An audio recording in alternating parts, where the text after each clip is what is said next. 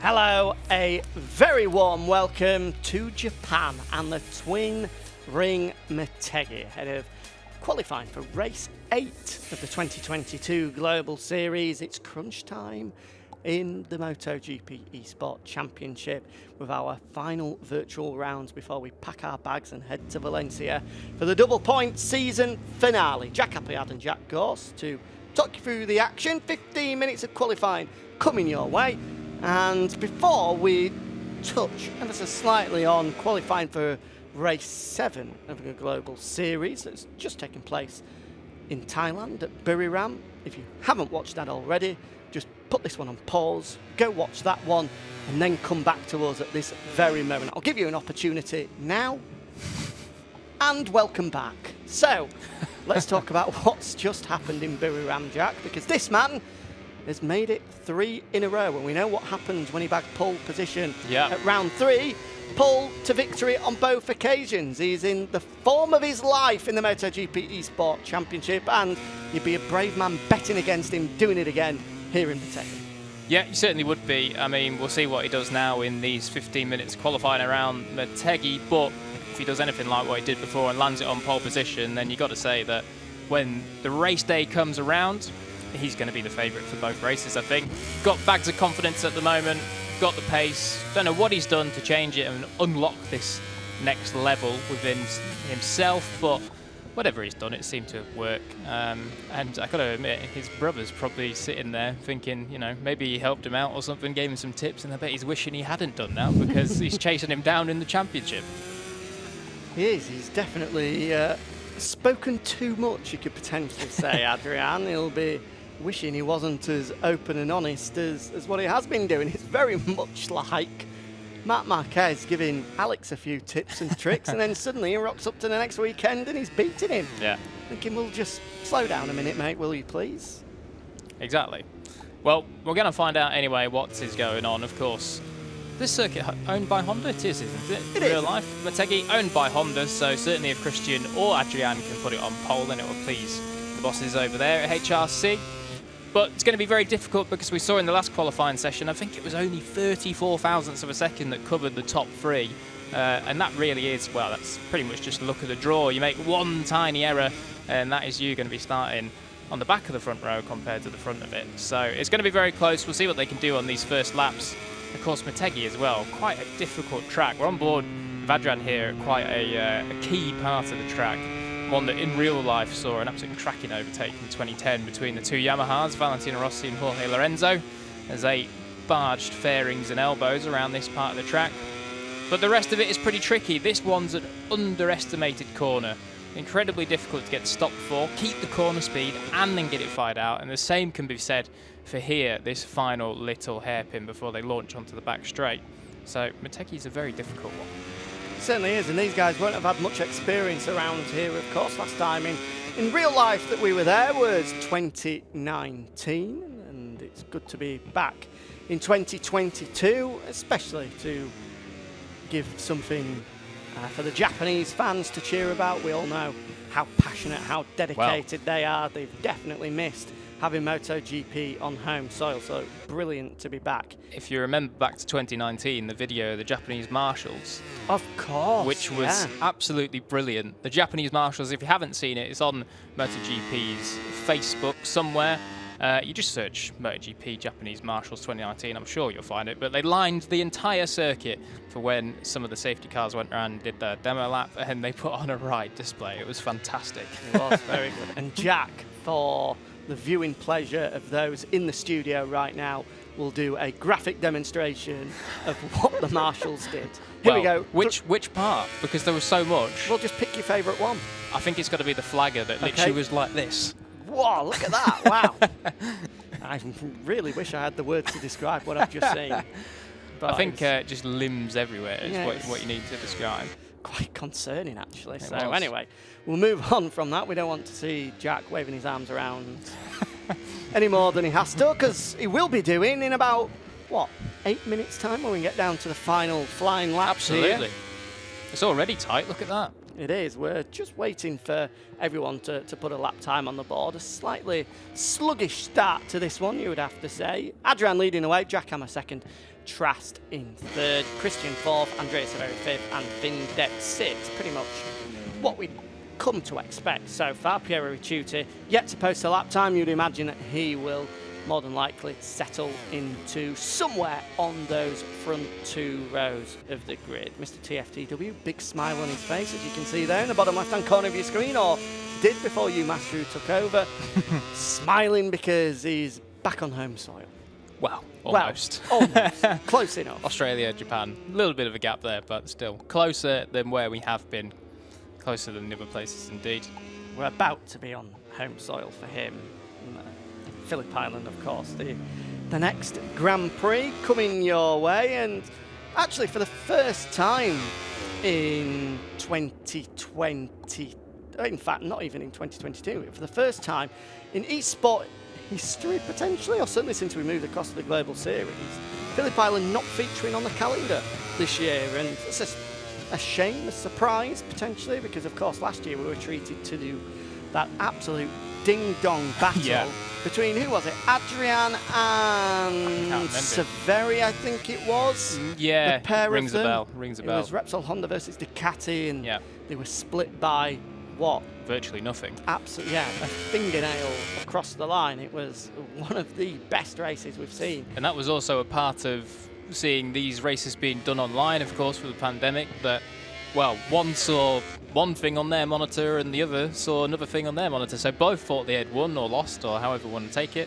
So there was a bit of confusion until the results came up at the end. But no, a cracking race, that one. We had to go to the MotoGP eSport version of VAR to have it properly confirmed. They both sent in screenshots as they came across the line to officially confirm who was the winner, matched up with our technology here as well. And in the end, I do remember it went the way of Adrian. So here we go then, Piero Ricciuti firing up that Bologna bullet, and it's looking pretty good so far. Fastest of anyone through the opening half a lap is the number 5.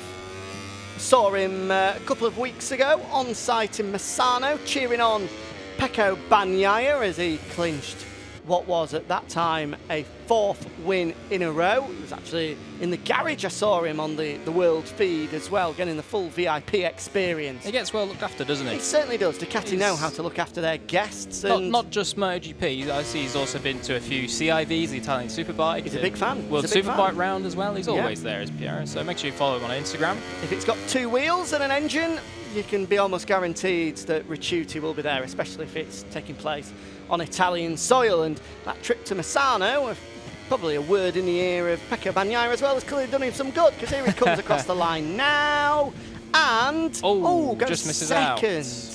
I was ready and waiting to declare him as the provisional pole man. Well, not to be. You might be able to declare someone else as provisional pole man soon. Not just this man, but also Jack Hammer. Yep, the Jack Brit. Hammer, third. Good banker in there from Jack Hammer. First lap on the board. That's what he needs to do. And now, well, hopefully, we'll see him follow it up. Look at that. Through the second split then, he is red as well. I think is he just behind Adrian?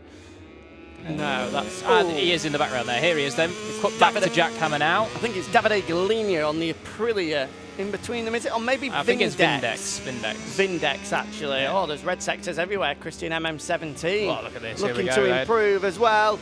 As is Andrea Severi. Here we go. Crunch time. 6 minutes to go. The touch paper has been lit and everyone is charging towards pole position now. Adrian on course for top spot. Jack Hammer on course for top spot. Christian on course for top spot. And Severi as well. Look at that. There's red sectors everywhere. That's what we love to see. In towards the final section here for Adrian. He'll go left, then right. Make sure you pull it back as tight as you can. Fire it out towards the line. This is going to be an improving lap time, surely. Yes, it is. 39.8, the new benchmark. Here comes Jack Hammer across the line. Cannot beat him. 0.167 adrift. Christian across the line, surely. No, he's down the back straight, hard on the brakes, down the hill. There's such a tricky braking zone, this, to get it stopped at the apex and then fire it under the tunnel. For both him and Severi, looks to have faded ever so slightly through that third sector. Yeah, look for Severi there as well. Just missed the apex a fraction. Going to flick it through the final double apex left. Such a tricky little flip-flop that, the final corner at Motegi. Here comes Christian across the line, then just misses out. Can't quite pip his brother. Severi will follow him across the line now. Where does he go? Only up one place to 5th, so not ideal for Severi, but I tell you what, even more not ideal for Trastevere, down in 6th at the moment. We of course saw Trastevere have 2 disappointing qualifyings last time out of round 3. Disappointing? Disastrous? I was going to be kind. You have not been kind. Here's Tatigo across the line. What's Tatigo going to do? Up to 8th, not bad. That is a good performance. Still a bit of a gap there to Vindex. Look at that though. There's only 4.5 tenths covering the top 7. So Vindex, not bad, just tagging onto the back of these big 6 as we've been calling them all season. And surprisingly, the man that heads up the championship is the last of those big 6. Yeah, I think disastrous is a factual way of describing his qualifying last time out. Yeah. 6th and 8th is not where you expect the reigning world champion and championship leader to be. Definitely not, but he did salvage it, you have to say. Just about. Just about. Where did he end up in the end? I can't quite remember off the top of my head. He ended up 4th in the second race and the first race 5th. So, I mean, not amazing comebacks, but certainly brighter than his qualifying. He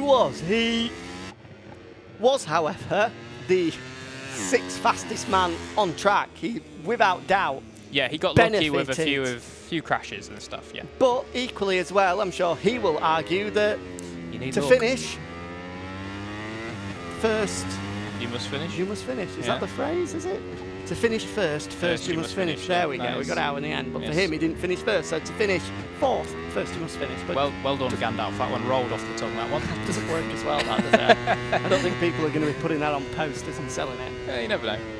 Maybe we'll get some eSport merch made with a terrible quote from Jack Appleyard. Potentially. Well, we could get you with one as well. The weather. The weather. That was one of my favourite ones. It's always dry in Austria, apart from when it's raining. It's always dry, except for when it rains. Well, maybe we can do that. A special line of merch from MotoGP eSport. Terrible commentary quotes from Jack and Jack. How about that? Oh, look at this. Here we go. Red split then for Trastevere. Izerda's calling him disastrous, and he's not liking it. Yeah, if anybody would be interested in that eSport merch, then put some requests. Yeah. Just we need the interest before we dive into it head first. Get into the comments in YouTube and just let us know exactly what you want. Hoodies, T-shirts, caps. Maybe a beanie. A beanie, yeah. Just let us know what you think that would work well with. And we'll speak to the bosses here and see what we can come up with. Anyway, 2.5 minutes remaining. Crunch time. Let's see here we go. What these guys can come up with. Everyone is out on track. Nobody sat in pit lane, so we are going to see a flurry of late lap times here. Will our starting grid shuffle at all? Trast on an improving lap time, despite having gone red in the opening sector. Only needs to find, what, 300ths of a second to move clear of Severi in front of him. Ricciuti, however, is on course for a very, very impressive lap time. Fastest of anyone through the opening 3 sectors of the twin ring Motegi. We'll watch Trast across the line first. The Yamaha man does jump ahead of Severi up to 5th, and now all eyes will be on the Bologna bullet behind. Here comes Ricciuti, comes across the line now and only manages second on the fact that his second fastest lap is slower than Adrian. I can't believe it. The pair have set exactly the same lap time. Incredible stuff then from Piero and Adrian. But here we go then. Adrian is on a decent lap. He's gone grey through the second split, but I don't think he made any mistakes, so he could be very, very close indeed to that benchmark time of a 1:39.879. We'll find out very, very shortly indeed. 2 more corners until we find out him coming through the third split. Got to make sure he gets it stopped nice and neatly into here. Can't run too wide. Look at that. We pop on board with him now. Going to clip it in for the first apex. Run it wide through the middle. Get it squared off. Lovely stuff. Fired out. Coming across the third sector now. It's still grey, but it's looked pretty clean. So he might just be in close enough reach to be able to pip himself in this last split. He's going to need a special last sector, and he's wide there, so that's going to cost him time. I think he is just, well, I'm not going to speak too soon. I didn't see Christian has just flashed up with a red sector of his own, and now a second red sector as well. So he's going to be keeping his brother sweating here. Both Adrian and Ricciuti tied at the top with exactly the same lap time, astonishingly, with Adrian holding on to pole he's a at the fraction moment deep as a result there. of his second fastest lap time. But that could all change. Christian charging hard here, chasing down Ricciuti ahead of him. Halfway through the lap, he's on course for pole position. Ricciuti gets out of the way. Now down the back straight, he fires that RC213V down the hill. And this is looking oh so good for Christian. Is it going to be a fantastic fourth pole position in a row for the LCR Honda man? We're about to find out then, coming through the final two corners now. Going to keep it nice and tight through here. Don't tuck the front now, Christian. Make sure you get it tucked in. Don't take too much curb. Lovely. This could be it across the line in just a few seconds. Here he goes, Christian, across the line. Is it good enough for pole position? Oh. No, it's not. Only good enough for third. I don't believe it. I was almost guaranteed that he was going to take top spot there for a fourth time in a row. But instead, he'll have to settle for the outside of the front row. Last man across the line is Tati Go. There he goes. And that is qualifying done in Japan. So then, Adrian is going to fight back ahead of his brother. Look at that, actually. They've given him pole position in the end to Piero Ricciuti. Oh, wow. So it does indeed see a switch. The Ducati man, I think that's his first pole position of the season. So congratulations to Piero Ricciuti. Race 8, but he's finally done it. Look at that. Absolutely nothing. Same time then for Adrian, and crucially he is ahead of his brother. So Christian's denied his fourth pole position in a row. Jackhammer lines up on the second row with Trastevere and Andrea Severi in sixth. Vindex, Spadalonga and Tatigo are on the third row of the grid, and this time everyone did complete a lap, so we'll see Davide Galina, Mr. T and you, Mastru, rounding us out in 12th in Japan.